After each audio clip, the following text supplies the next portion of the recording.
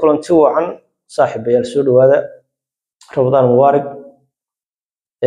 waxaan maanta qodob iyo laba ka odhanayaa arrimo wax ka bedelka dastuurka Soomaaliya lagu sameeyay afartii qodob haddii aan ku horeeyo qodob ka mid ah ama qodobka doorashada qof iyo codka ah ee laga codeynayo magaalooyinka waaweyn ama laga codeynayo hadba intii dalka suurtagal ah ay duruufaha misaamaxaan qodobka ayaa dan ugu jirta sida siyaasiyiintu uga qayliyeen ayaa dhaba mise waa qodob ay shicibka iyo dalka iyo ummadda Soomaaliyeed dan ugu jirto tinaan su'aasha ka jawaabin sidaynu ogsoonahay madaxtinimada Soomaaliya wax lagu gaari jiray in musharaxiintu ay tagaan taandhadii ay joogeen golaha shacabka baarlamaanku taandhadii ay joogeen inay tagaan halkaana lagu doorto madaxweynaha qofka noqonaya oo musharaxiinta lagu reebi jiray sida cad ama ay ahaydna waxa madaxweyne noqon jiray inta badan qofka lacagta ugu badan haysta codadka xildhibaanada inta ugu badan iibsada xildhibaanadana yaro iyaga damiirkoodu siin waayo mooyaane intooda badan waxa cadeyd in codadkooda la iibsan jiray dariiqa asaga ah ee madaxtinimada Soomaaliya lagu gaarayay wuxuu ahaa dariiq aad u khatarihiisa leh maadaama lacag lagu soo baxayo ninka musharaxa ah wuxuu sameynayay ama wuxuu marayay dariiq kasta uu ku helayo lacag duu wadamo shisheeye ka helayo duu ururo kale oo caalami ah ka heli karayo iyo hadduu gudaha iyo siyaabo kale ku helayo taasina waxay ahayd arrin aad u khatar badan waxay isticmaali karayay qofka musharaxa wadamada shisheeye danaha gaarka kale Soomaaliya oo intii lacagta u baahan yahay siiyaan ay heshiis la gali karayeen ama ay la galiyeenba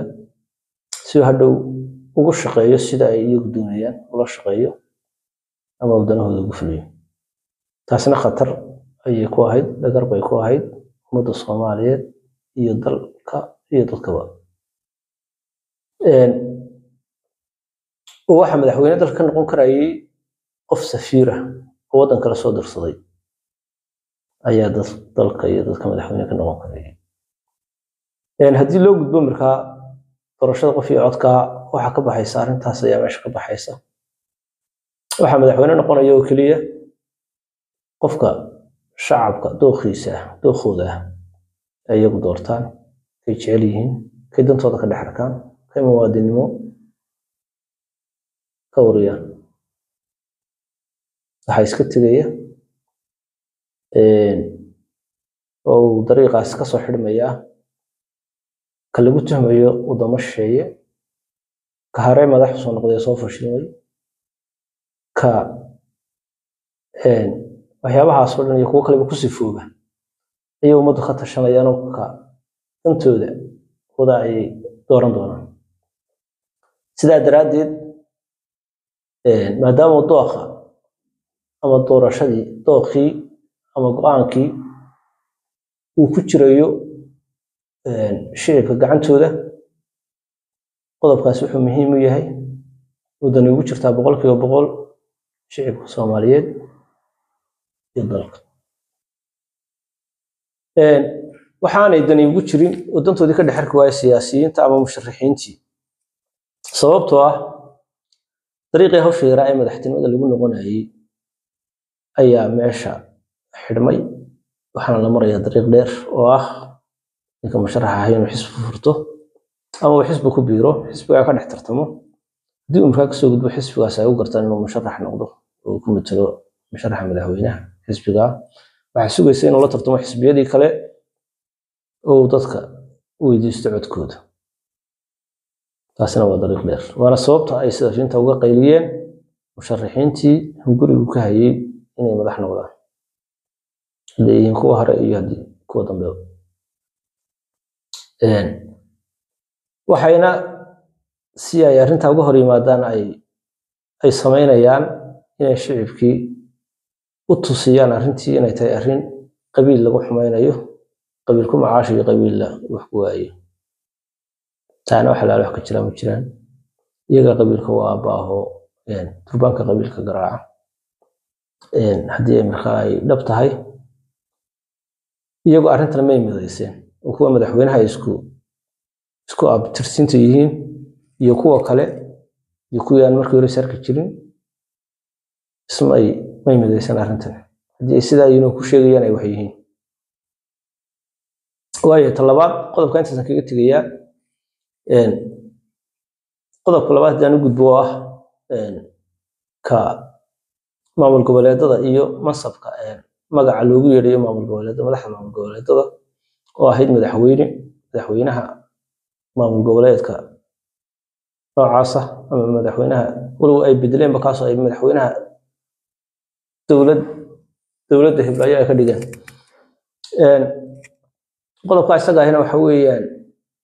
dan weyn baa ku jirta ummadda Soomaaliyeed iyo dowladnimadeeda ugu jirta sababtoo ah waxa meesha ka baxaya iskarabiyaaci madaxweyne ana madaxweyne kursiga madaxweyne oo kala hadlay dhigo sida madaxweynaha halay maamuuso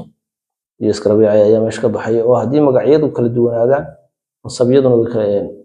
awooduna way kala duwanaanayaan hadii magacyadu isku mid noqdaan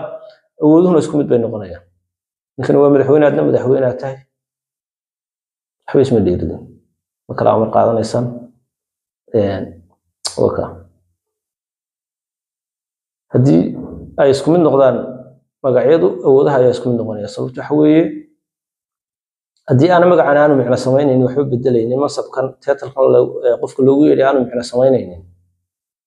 madaxweynaha ayaa wasiiradiisa ugu yeedhi lahaa madaxweynayaal sida isagoo kale madaxweynaha arrimaha dibadda iyo madaxweynaha arrimaha gudaha sababta wasiir looga dhigay waxa weeye in magacu kala duwanaado si aan iskarabiyaaco oo loo kala amar qaato oo qofkan uu arag inuu kan kale isku masab yihiin isku awood yihiin tana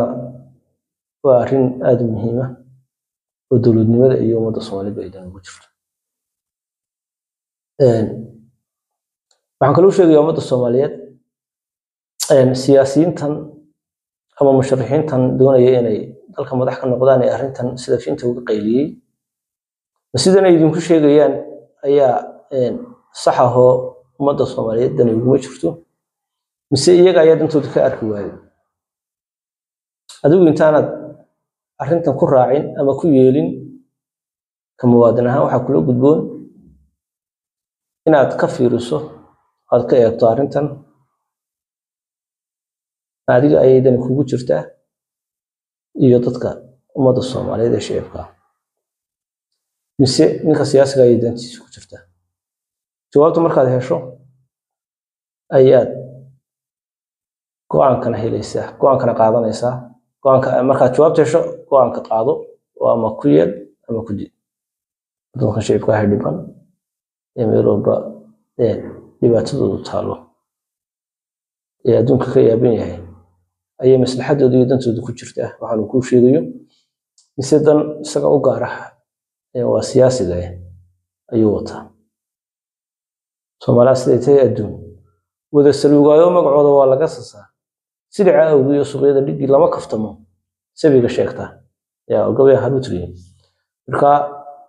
intaas ayaan ku soo gabagabeynayaa assalaamu calaykum waraxmatullaahi wabarakaatuh